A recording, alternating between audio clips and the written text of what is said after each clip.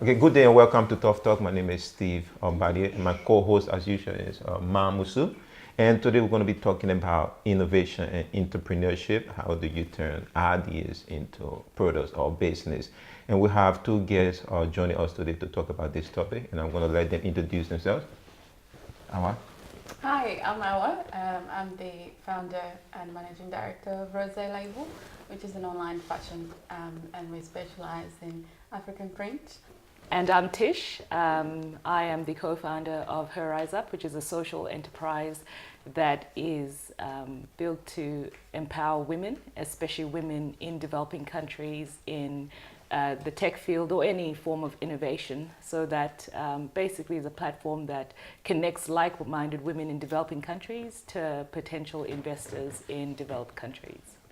Innovation and entrepreneurship is being thrown around, used a lot, especially in the tech era. So what is innovation and entrepreneurship in terms of how can someone, just a bit of understanding about that for people who don't know about it. Okay. I'll go first. Okay. I guess my understanding of entrepreneurship, it comes from the French term, which means to undertake. Yeah. So as in undertaking an activity, which could be a business. As we all know, starting a business is a challenge. Yeah. So depending on what you're, I guess, trying to sell to the public, you have to put a lot of things into consideration, such as financial stability, support, also whether the market, there's a need for the product or service that you're putting out there. So I think that's my undertake of what entrepreneurship is all about. And I think my undertaking is completely concurrent with yours. I think, as you'd mentioned, it's obviously identifying a gap in the market and then establishing something or a business to fill that gap, and also taking consideration all risks involved in order to realize what you're trying to do. So, yeah. All right. I was wondering, what do you guys think, or why do you think entrepreneurship is becoming such a big thing right now? I think that the playing field has become leveled, and I guess in my case, I've not come from a background of entrepreneurship. I've come from a background where you go to school, you study, you get a job, and entrepreneurship is not something that is really pushed on or revered, or it's something that's so unreachable. However, since moving to Australia, you were able to identify areas in which we sort of have maybe at home. I'm from Uganda, so you see things working at home and you don't necessarily have it here, and you think, oh my goodness, I could be the first to market this because it doesn't occur. So all of a sudden you've got that market there for you. I think also in my case, it's also underpinned with doing a business degree. Prior to doing that degree, I am still in IT, but that obviously opens up broadens your view as to what to do and different opportunities. So after doing that business degree is when myself and a friend of mine started this initiative, which was something that we've always wanted to do, but just didn't know how to do it. But getting those tools, going through the business degree and talking to people, and also coming to a country such as Australia where opportunities are just everywhere, we decided to take that. And I never thought I'd call myself an entrepreneur, but I guess I am. So, yeah. Yeah. I think for me, I feel as though, or see that we've moved away from that formal structure of, the traditional view of, finishing high school, going to university, go and work for somebody else. I think a lot of people now want to have a control over their lives. You don't want to go on a holiday when they want to, not when they know their 4 weeks annual leave is coming up. So I think entrepreneurship, or being a business owner, gives you that opportunity later on in life. But I think in the beginning, you have to consider sacrificing those times with friends and family, because you're trying to get your business up, you're trying to get your product, not as so your service, appreciated, or used by as many people as possible. So that move away from the traditional model of what a career is to now, families, especially those traditional conservative families, allowing their kids to explore what else is out there apart from, working for a big company or big multinational. So I think it's a good thing because then, you know, you see a lot of innovation. A lot of people are able to look into what other ways we can do things different and more efficient and more quicker. So you're having a lot of great products coming out as a result of that, which is, I think, you know, the society can benefit. That's true and pretty interesting. But take, for example, how it's not always a smooth process in converting ideas into products or business, and just drawing. You could also draw upon your experiences on this. How did you guys convert the ideas, which were for you starting up a business, and what were the challenges? How did you overcome that? Also balance between reward and risks, you know. Or can you talk about that as well? I think for me, starting ROSEE.com.au, because it's an online retail store, I've got a degree in international trade, and my undergrad is in international business. So business has always been, I guess, my interest. I've always been interested or keen to know what else is out there apart from working for somebody else. I've always wanted to create opportunities for other people to get jobs that they're not able to get as a result of their social status or whatever else, which we're not going to go into today. But starting an online business is really challenging in that a lot of people are still getting used to purchasing things online. One, you know, they're not able to feel the product because it's not a service. So, you know, also the idea that African print is not elastic in terms of the material that it's made from, 100% cotton. So some people feel like, oh, it might not fit me because it's very still. It's not, you know, flexible in terms of, you know, the fitting. So it's difficult to market that to people. But once you get your customer base, then you have repeating customers, because once they're happy with the product, they know they can come back to you, which is a good thing. But yeah, it's definitely a lot of social networking, a lot of weekend pop-up stalls, a lot of waking up at 5 a.m. in the morning to put the product in a post before you have to be at work at 8:30 in the morning. Wow. So definitely a lot of sacrifices, but you know, for the people out there thinking of taking that risk, I would advise that for sure, look into your financial stability first. Make sure that you can carry out the idea, ensure that there is a demand for your product or service out there. And if you have that support, or if not, if you think you're capable, you know, you've got that strong personality to be able to carry yourself when things are difficult, I would advise to go for it. It's worth, it's worth the tears and everything else that comes with it. Yep, I can certainly agree with you with tears. I guess with what we're doing is very different in the sense that we don't have anything tangible. We're completely using the internet as our platform. So with the idea of Her Eyes Up, actually didn't start with Her Eyes Up. Initially, I had always wanted to give back to women. And I don't know why, ever since I was a small child, but I didn't know how to, because there's that. Maybe I'm a feminist too. But I didn't know how to do it. I didn't know how to help women. But I knew that I always wanted to. You know, when you have that nagging feeling, when you're like, you have to do it, you have to do it, you have to do it. And I even did go as far as attempt to start an NGO. With a friend of mine, but that didn't work because of, I guess we didn't do research, and a lot of people tend to just take away the research and not value that, and yet it's so important, so integral to starting any business. So we didn't do the research in that. We just thought, oh, we're going to be cowboys, we're going to be fantastic, we know everything, we're going to create this brilliant business in Uganda, it's going to help women this way, but it was so elusive. And it didn't work out. So going into uni, the MBA program, I met up with a girl from Kenya, and she had a somewhat similar idea to mine, and we just started talking about it, and we ended up doing it as our final year project.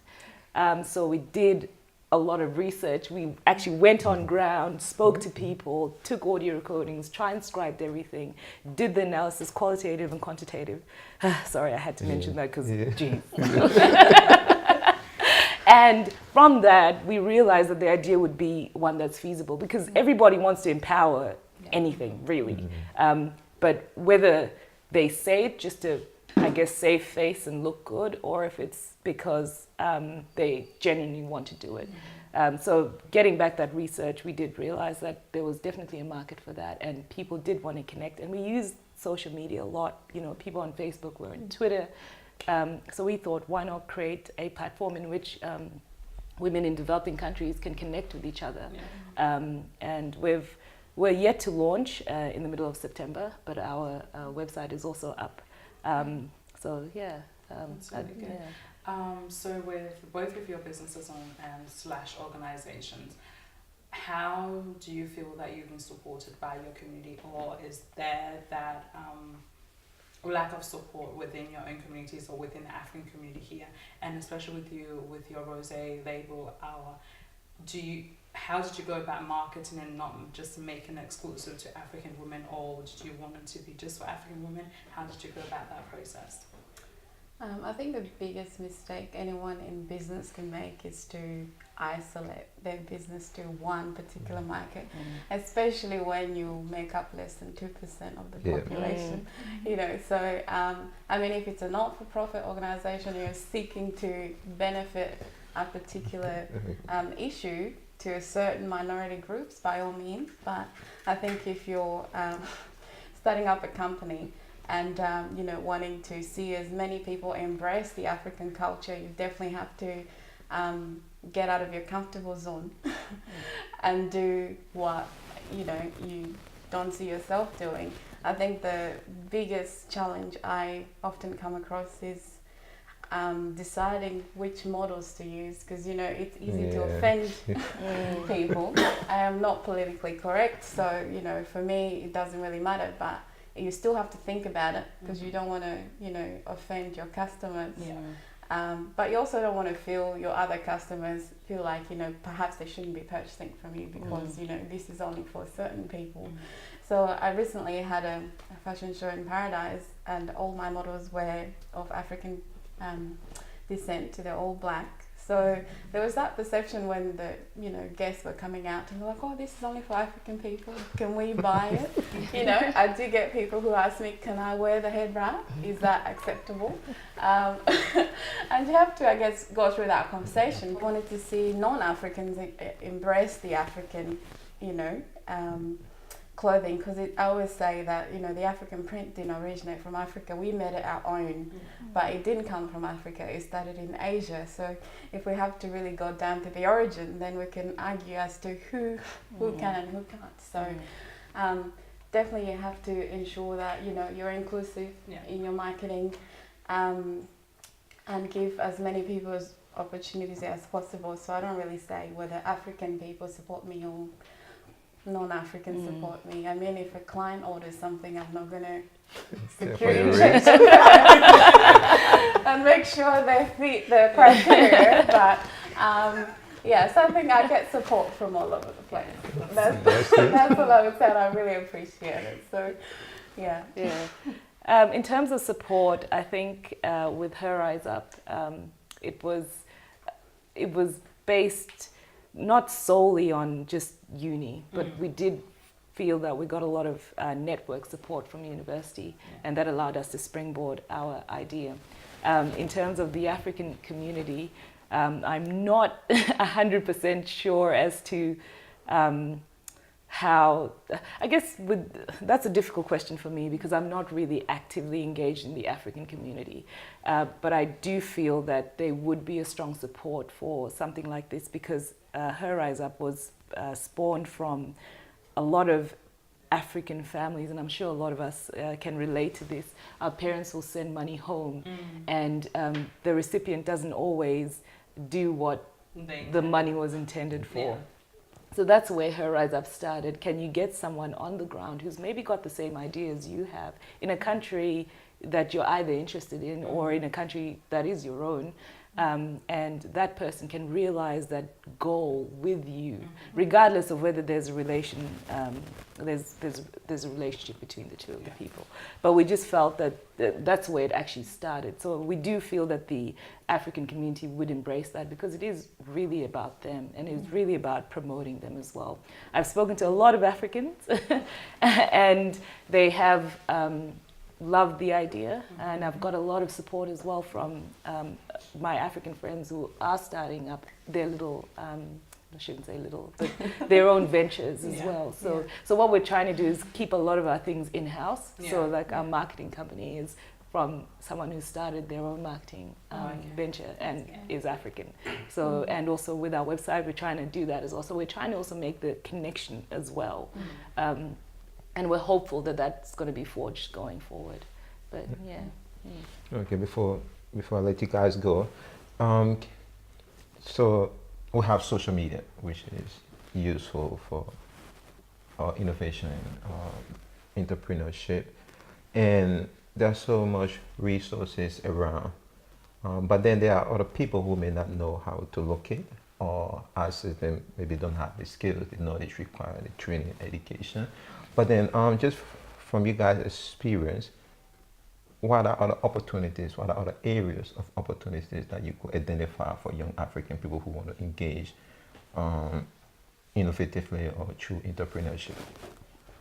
Sorry, just to clarify, do you mean without getting on Facebook or social media, or are you saying? No, maybe just maybe Australia being a society, or in Africa, are there opportunities for people to engage? So if someone wants to start up a small business, or where can they look?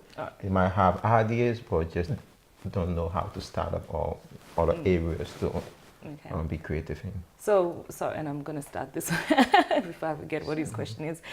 So with our project Rise Up, it was astounding to me going to Uganda, and I went with like a cousin with mine, and she was not aware that they had technology hubs. And technology hubs are rising up so fast at such a phenomenal rate in Africa. I think they're like 517 or something, and there were like maybe very few. So technology hubs are just places where people can go register with a hub and have access to internet. Similar to Silicon Valley. Yeah. And if they have any ideas, they can either communicate with each other or get access to people who can assist them. If they have like innovative ideas, they can build it in this technology hub. And a lot of Africans don't realize that they have those resources. And when I say Africans, I am restricting this to my research that I found. Did not know that that was the case, and I'm just going to assume that maybe other, that's the same. But I also think networking is a big thing. You don't realize and I certainly didn't, because I'm quite an introvert as well. But when I just started networking and just talking about these ideas, people just jumped on board naturally. So there's that element that we have to assist and help. And I mean, it's just human nature. So I think that there are so many avenues. There's education, there's talking within, like just going to university and talking to a professor or anybody and saying, this is an idea that I have, can you connect me with this and this and this? You'll be astounded how many connections there are. Going to businesses and saying, this is what I would like to start. Just talk. I think the key is networking and using the opportunity around you. And what makes me very happy, I guess, in the African sense is that we are using technology. And we are now resolving issues that, let's say, people from Western countries are bringing into our own countries, thinking that it would resolve. And it doesn't always work, because we're totally different social economic group. We've got totally different set of problems. But if we're able to do that for ourselves, then we're able to resolve issues efficiently and properly. So yeah. I mean, I think there's definitely a lot of opportunities out there. Often we're constrained by our own little environments that we tend to stick into. I mean, I don't know if you guys have heard, but there's in South Australia, there's about to be established a new sort of Silicon Valley in the south. So the old Ra hospital is going to be turned into a Silicon Valley sort of model, where people with great ideas can go there and get those, I guess, mentorship from experienced people in business who can hopefully lead them into the right direction and get them to hopefully establish their idea and, you know, perhaps sell it. Because often, like I said, not everybody's plan is to run their business long term. Some people want to establish their business, sell it off and retire if they have to. But depending on how many great ideas you have, you can establish as many and keep selling them off, and that's how you make a living. But there's also a website called sa.gov.au or business.sa.gov.au, which has a lot of information around, you know, things you should consider before you establish a business. How to go about establishing a business, or if you're looking for licensing, you know, things like, you know, the right sort of networks, association that you can join within your industry to get that support that you need to, you know, get your idea off the ground. And then he talks about, you know, towards the end, whether you've considered what you're going to do if your business fails or if you succeed. So we're talking about whether you're selling it off or just winding it down if it doesn't work out. Networking, I can't, you know, support your idea more than enough. I think it's definitely crucial to go out there. Funny thing, I used to be very introverted. Most people, when they meet me, they don't think so, but I think I'm a secret introvert. But I often push myself out there in terms of, you know, getting to know people, network, you know, let them know.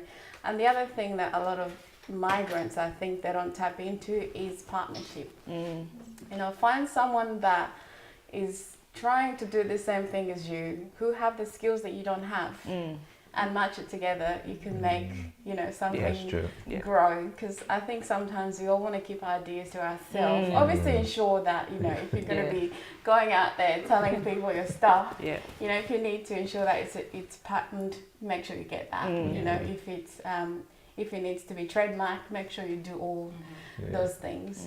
And the other benefit, I guess, that I've kind of been able to take from is I have a lot of friends who also either establish businesses or they have their own businesses. Some, their businesses have failed. So I've learned from them on what not to do. I mean, I don't think there is a one model of how to run a business to make it into $1 million, $1 billion, but I think there's those key, you know, similarities between businesses, whether it's non-for-profit or for-profit. So, yeah, definitely network. Find someone or some people who could definitely support you and guide you into the right direction. Obviously, don't always implement what they say, because at the end of the day, it's your money. So having that, you know, education or experience or whatever, it makes that difference, you know. It makes a difference, as in if you're taking your product to a different country and there's a law there that says you can't sell it, but you're not aware of it, you got there and then you get sued or put in prison. That's right. That's the difference between knowing what to and what not to do. So either have the education or find what I call the friends for benefits who have those education and see how they can benefit, because I think we all benefit from each other. Yeah, I agree. One way or another. You know, some people say you're taking advantage of me, but in reality, they're getting something from you at the same time. So we just have to realize that and say, look, we're all here to establish something, do something good for the society. You know, let's work together. And like I said, the government is there to help you for sure, because they want to make sure that you can employ people, because their goal is to decrease the unemployment. That's right. So if they can support your business to be able to employ others, so you're contributing to the economy. That's so right. I'm happy for people to come to me if they need any assistance or advice. I'm more than happy to help. Likewise, I was also going to say there are a lot of government grants as well that people should look into as well if they're starting their own business. And I can't stress enough that we really should, if you have an idea, speak to someone about it or just document it, because you just never know where your idea could take you. And you know, and go to events. Go to events. Go to events network, and support. Talk to people. So and then last word before I let you guys go. Oh, thank you, Steve. This has been such a good platform. And and I appreciate it. You're doing great stuff. That's right. Oh, thank you. I'm proud of our team. Okay, thanks for coming on Thanks to Mamusu as usual. And like our video, make comments and share it as usual. And thank you very much.